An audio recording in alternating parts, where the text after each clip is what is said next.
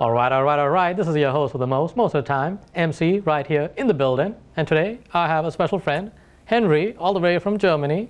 Thank you for coming to Web3 Talks, man. Thank you. Thank you so much for having me. Yeah, so Henri, look, I tell you what, let's get this show on the roll. And let's give us a little intro about yourself. What do you do? And all that backstory. Sure, yeah. So I do quite a bit. I advise several companies. I started several startups as well. But lately we've been focusing more and more on social finance, so SocialFi.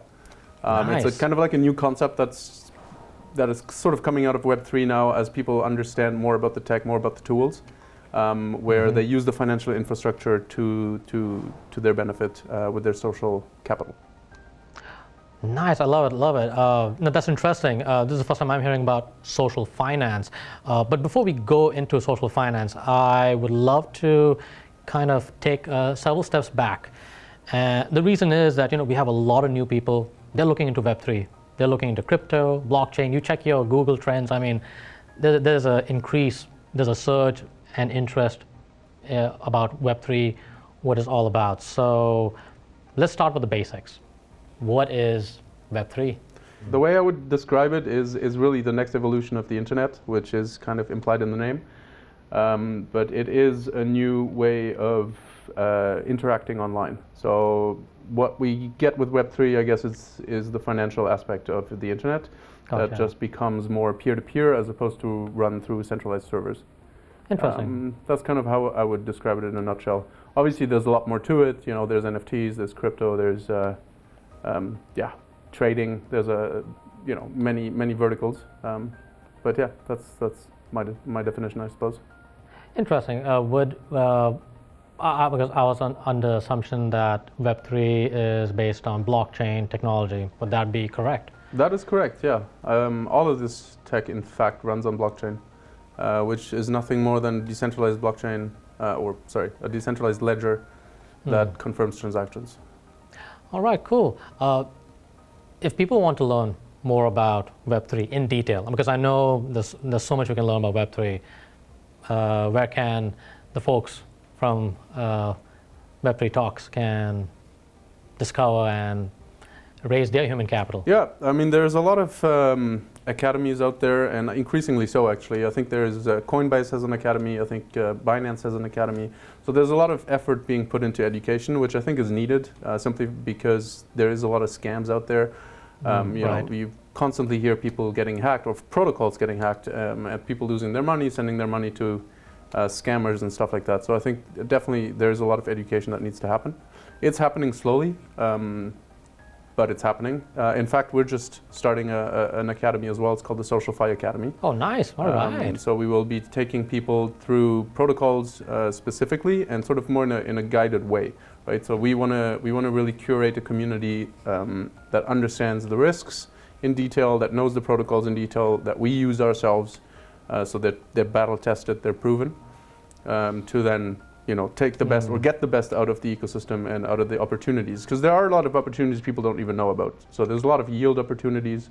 There's a lot of opportunities to monetize their social capital, more than with Facebook or more than with Twitter before. That's good to know. Yeah, and that's kind of where we're going. I think we're seeing a shift actually in how people make money online. So up until now, like, a lot of people were making money online simply through selling services or products.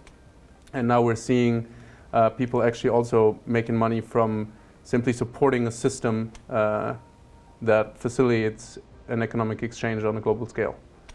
So there's a lot of people in the world using blockchain, transacting, using blockchain for different purposes, storing data, transacting financially, or simply storing identities. And if you support that system as a community or even as a single individual, you're being rewarded for that. So you're being paid a yield, basically, on your support. So this is kind of where the whole social capital thing originates from. Wow, that's interesting, because to me this is kind of like the antithesis to the old God system of finance.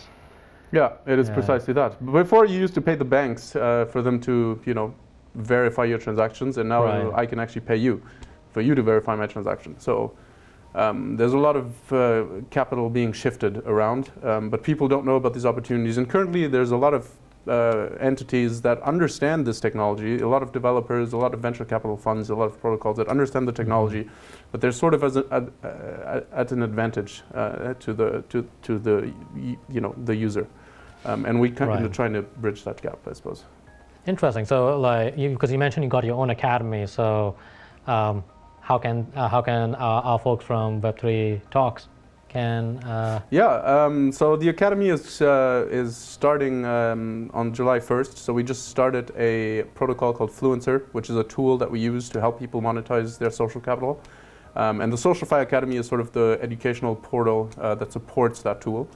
So it's going live July 1st. You can check it out on socialfi.academy. You talked about what is Web3.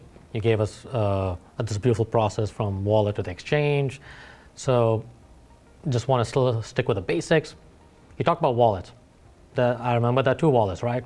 Can you please share to our audience what are the two, help us understand it much better, please. Sure. So yeah, you're right. There's two main types of wallets. So it's cold wallets and hot wallets. Got it. What that means is a cold wallet is really where you should store most of your wealth, I want to say, or most of your holdings. It is a wallet that is not connected to the internet, that is sort of stored apart. Often it's even stored in a safe, or if it's stored in a different environment than where your main computer is. Right. Just totally offline and totally inaccessible for any hacks or anything like that. So usually you will want to do that if you're holding considerable amounts of funds. The hot wallet would be, your MetaMask extension, or any kind of other wallet like a 1inch extension, or a True Wallet. Those will be your funds that you use on a daily basis to purchase NFTs, to trade, to do swaps with. But you shouldn't usually hold a lot of funds there, just because it is much more vulnerable. Any computer can get hacked. You're more likely to lose it, which is why it is, just a lot less safe. So you should always have two wallets, really. One of them for the majority of the funds, and then one of them for the funds that you intend to use on a daily basis. Interesting. All right. So you talked about the hot wallets. That's your MetaMask. Are there any other major hot wallets you can name? Trust Wallet is a good one. It's, gotcha. It has a lot of integrations. I know that 1inch is now working on having their own wallet, which I highly recommend. The 1inch guys are amazing. Right. Okay. They do things very thoroughly. And then there's Rainbow as well, Rainbow Wallet. Okay, gotcha. Those would be, I think, the main ones. I mean, at least for the EVM, Ethereum-based blockchains that read Solidity. All right, okay. I know that a lot of the other blockchains have their own wallets. So Aptos has their own wallet. Okay. You know it from other chains, like Solana has their own wallet. Right, okay. So you usually have a hot wallet that is your sort of browser extension, which is the hot wallet. The cold wallet, you will know names like Ledger, Trezor, right? So they're little devices that you can literally remove and put in a safe, and they kind of look like USB sticks. But I guess just for our audience and new people coming in, the only difference is that the hot wallet is connected to the internet, while the cold wallet is not. Correct. So, but I guess you have the option to connect to it if you want to make a transaction. Would that be correct? That is correct. Okay. You can, but you can also usually send from the device without. I mean, it depends on the device, but I know that some devices you can send the money without connecting to the internet. In that sense, you never really connect. All right, cool, awesome. All right, so you talked about hot wallets, you talked about cold wallets. So now let's talk about exchanges. I mean, the reason is that, hey, we need to get some crypto, right? Hey, I want to get some Bitcoin, get some Ethereum, put it in my wallet. So the only two places I know are centralized exchanges and decentralized exchanges. Please take it away. Tell us the two differences. Yeah, sure. That is correct. So two types of exchanges, the centralized versus the non-centralized. I always recommend, like I was saying at the beginning of the video, to only use decentralized protocols and decentralized exchanges by association, simply because the risks are much lower. They're not zero, because technically, the protocols could still get hacked, and you could still connect to a malicious application, or you could connect to something that will extract your keys from your wallet. Right. Which is obviously a bigger risk, a big risk as well. But the centralized exchanges are still today the biggest risk, just because they're obscure. Their accounting procedures are obscure. We don't really know if they have the best interest at heart. We don't really know what they do with user funds. And FTX is the biggest example of that, right? They use the funds of the users to trade and to invest in other companies, and then when they went bust, I think they took down billions of dollars of customer funds. Right. So you definitely need to be cautious. I mean, as a good rule of thumb, it's always good to use a little bit on each, right? So just like spread your risk, right? So if you wanna have, we were talking about wallets earlier. If you wanna have a hot wallet, have a little bit of money there. Have a cold wallet, have a little bit of money there. Same for exchanges. Have some money on a centralized exchange where you can usually trade your perps, your futures, trade with leverage, lending, borrowing, and then have your decentralized DEX of choice as well. Like I usually often use Matcha, I use 1inch, Uniswap, SushiSwap. But those are the decentralized exchanges. Decentralized exchange, DEXs. Okay, gotcha. So you don't have the risk of anyone being the intermediary between you and your funds. Usually there's also less fees, just because there is no intermediary taking fees. So you'll transact directly in the liquidity pools. But yeah, I would recommend the decentralized exchanges over the centralized exchanges. Absolutely. Okay, but I guess I guess that's for the future, right? So, but just say we got a lot of new people coming in, like they're just brand spanking new. Would you recommend them to go directly to DEXs, or would you recommend them, hey, start with a centralized exchange? Or I would always start with a centralized exchange, just because the UX is much easier. And the UX, you mean like the user experience? Yeah, the user exactly. Yeah, the user experience, or the UI of sort of how you interact with the protocol is usually a lot more straightforward. Is more beginner friendly. There's support. You have little help tips come up. That's not usually the case with DEXs. DEXs, you just simply find a liquidity pool and do a trade. Yeah. So it's a little bit more advanced. But the moment you understand what you're doing, I feel like users should switch to decentralized exchanges, even if it's simply for the fees. Gotcha. All right. It's less fees, so it makes sense.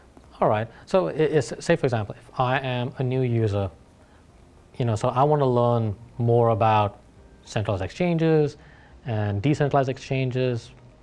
Where can I dive in and raise my human capital and learn the skills I need to move from the SEXs to the DEXs? Yeah. I mean, there is a lot of information out there. Obviously, it's very competitive, and like I said, the industry is full of scams. So you might end up on an exchange that is malicious. But if you're looking for for the right tools, I think you should always follow the community, because usually the best applications will have the best communities. People know it's safe, people are helpful, and people will sort of vouch for the application. That's kind of what we're trying to do also with the SocialFi Academy. We're kind of building a community that is that is vetting for specific applications, just so we can avoid people getting scammed, and we can avoid people paying for things they shouldn't have to pay for in the first place. All right. So in SocialFi Academy, you cover all the aspects from centralized exchanges and. Yeah, we cover a lot more actually. We cover anything that has to do with the tools used. Right. So those are your wallets, those are your exchanges, your lending protocols, all the applications basically that help you through that journey of SocialFi, DeFi. and Web3 in a more broader term. But we also go beyond that, and we actually help people to also build a business in the real world. So we're trying to help them on things like accounting, international, building international teams, running teams remotely, finding the right social media or marketing strategies, business development, all this stuff. So it's a very holistic way to look at SocialFi. So it's not simply just one vertical, but it sort of helps you become part of a community, and the community helps itself to grow. That's at the end of the day All right, no, that's awesome. Hey, there you have it, folks. Hey, if you want to learn more about how to utilize centralized exchanges and decentralized exchanges, check out SocialFi Academy. So anyway, folks, we gotta go. Y'all be good. Y'all be safe. We'll talk to you soon. Bye for now.